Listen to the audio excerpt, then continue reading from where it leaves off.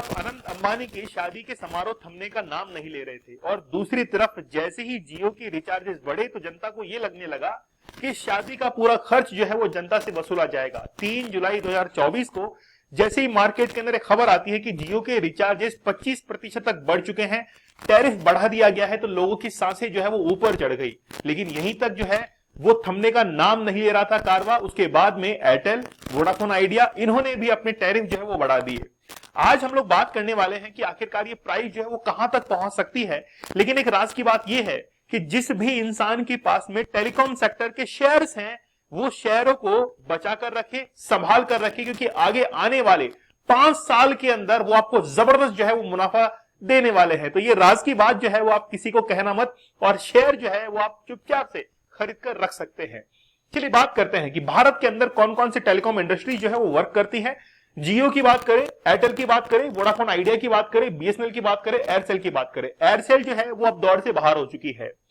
एक जबरदस्त बात तो यह है कि पिछले 10 साल के अंदर भारत के अंदर 22 कंपनियां काम कर रही थी, लेकिन अब महज और महज केवल 3 और 4 कंपनियां भारत के अंदर अभी टिकी हुई है, जिनके अंदर जियो जो है वो सबसे ऊपर है, एयरटेल जो है वो दूसरे नंबर पर है। रिसेंटली बीएसएनएल जो है इसने जबरदस्त हाइक लिया है और अब ये देखना होगा कि बीएसएनएल किस तरीके से सर्विसेज प्रोवाइड करवाता है। 2001 से लेकर 2008 तक बीएसएनएल सबसे ज्यादा प्रॉफिट में रहने वाली कंपनी थी, लेकिन उसके बाद में धीरे धीरे इसका जो प्रॉफिट शेयर था वो कम होता गया। जानेंगे हम लोग लेक्चर के अंदर कि आखिरकार पर यूजर जो रेवेन्यू है वो 300 रुपए तक कैसे बढ़ सकता है। लेकिन उससे पहले आप लोग हमारे 75 डेज के हार्ड चैलेंज को जरूर ज्वाइन कीजिएगा।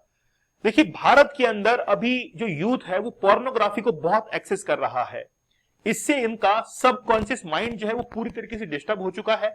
वो जिस गोल को अचीव करना चाहता है उसको पा नहीं पाता है। क्यों? क्योंकि उसके सबकॉन्शियस माइंड के अंदर कचरा भरा पड़ा है, गार्बेज है, और न्यू इनोवेटिव जो आइडियाज है वो उसके दिमाग में आते ही नहीं है। तो पढ़ाई कहां से होगी, बिजनेस कहां से होगा? इसलिए मैं चाहता हूं कि आप लोग पोर्नोग्राफी को क्विट करें। मेरे इस 75 डेज के हार्ड चैलेंज को जरूर ज्वाइन कीजिए, जिसमें आप लोगों को 75 टेक्निक्स मैंने बताई है कि कैसे आप लोग पोर्नोग्राफी से दूर रह सकते हैं। 75 चैलेंजेस मैंने आप लोगों को दिए हैं और रियल लाइफ स्टोरीज भी मैंने आप लोगों को बताई है। अगर आप लोग अल्कोहल को कंज्यूम करते हैं या फिर स्मोकिंग करते हैं तो 31 डेज का चैलेंज जरूर लीजिएगा। देखिए, कोई भी इंसान अगर 28 दिन तक लगातार अगर मान लीजिए कि क्विट करता है अल्कोहल को, तो 29वां दिन वो होगा जिस दिन वो पूरी तरीके से अल्कोहल से बाहर निकल जाएगा। चलिए बात करते हैं। रिसेंटली ये जो खबर थी वो 3 जुलाई की थी कि 3 जुलाई के दिन जो टैरिफ थे वो 10 से 25% तक बढ़ा दिए गए थे टेलीकॉम कंपनीज के द्वारा।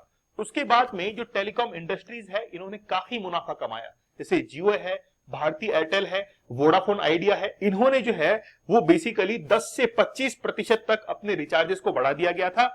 रिलायंस जियो ने लगभग 12 से 25%, एयरटेल ने 11 से 21%, वोडाफोन आइडिया ने लगभग 10 से 23% तक अपने रिचार्जेस जो है वो बढ़ा दिए थे। जैसे ही रिचार्जेस की प्राइस बढ़ती है तो मैं आप लोगों को एक काउंटिंग जो है वो बताता हूं। जैसे मान लीजिए कि किसी रिचार्ज की प्राइस 100 रुपए है।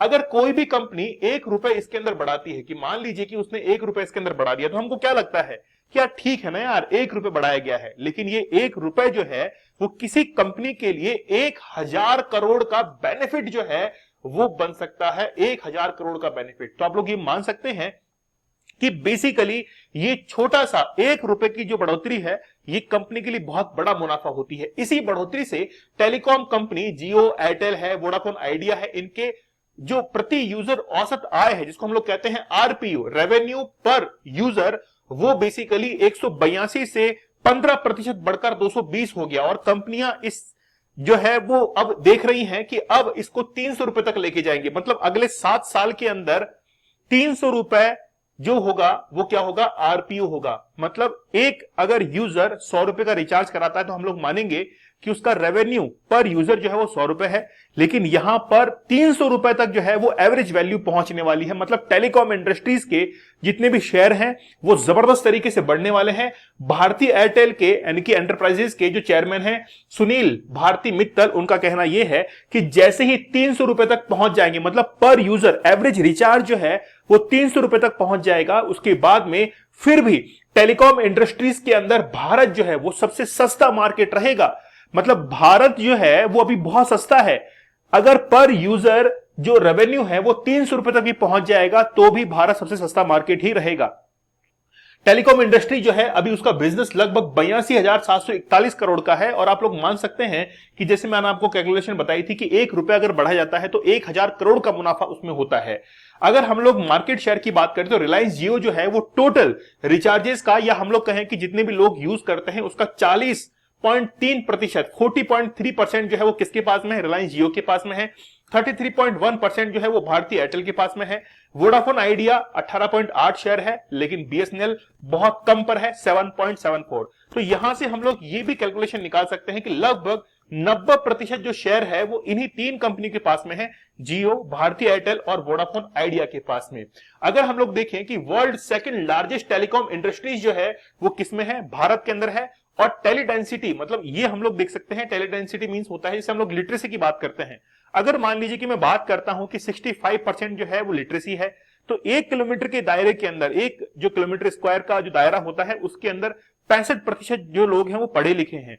वैसे ही टेली डेंसिटी की हम लोग बात करें तो लगभग उसी कैलकुलेशन के अंदर 85% जो लोग हैं उनके पास में कहीं ना कहीं टेली सर्विसेज है। अगर हम लोग यूजर्स की बात करें तो लगभग 1190 मिलियन जो है वो भारत के पास में टेलीकॉम सब्सक्राइबर हैं। सबसे ज्यादा जो शेयर किसके पास में है वो है जियो के पास में 459। लगभग हम लोग ये कह सकते हैं कि 45 करोड़ के आसपास में जो लोग हैं वो किसे जुड़े हुए हैं, जियो के साथ में जुड़े हुए हैं। उसके बाद में भारतीय एयरटेल है, फिर वोडाफोन आइडिया है और बीएसएनएल के पास में लगभग, यानी कि सबसे कम यूजर है 2 करोड़ के आसपास यहां पर आप लोग देख सकते हैं। लेकिन बीएसएनएल जो है वो जल्द ही सुधार कर रहा है। बैंक ऑफ अमेरिका का यह मानना है कि 5 सालों के दौरान, यानी कि अगले 5 सालों में भारत में टेलीकॉम जो आरपीयू है, रेवेन्यू पर यूजर, मतलब एक जो इंसान है वो एवरेज कितना रिचार्ज करवा रहा है, उसमें 13.6% बढ़कर 250 और अगले 7 सालों के अंदर वो 300 रुपए तक पहुंच जाएगा। मतलब रिचार्जेज जो है वो और महंगे होने वाले हैं आगे लगभग 7 साल के अंदर, या फिर 12 महीनों के अंदर आप लोग देख लेंगे कि रिचार्जेज जो है वो जस्ट डबल उनकी कीमतें होने वाली हैं।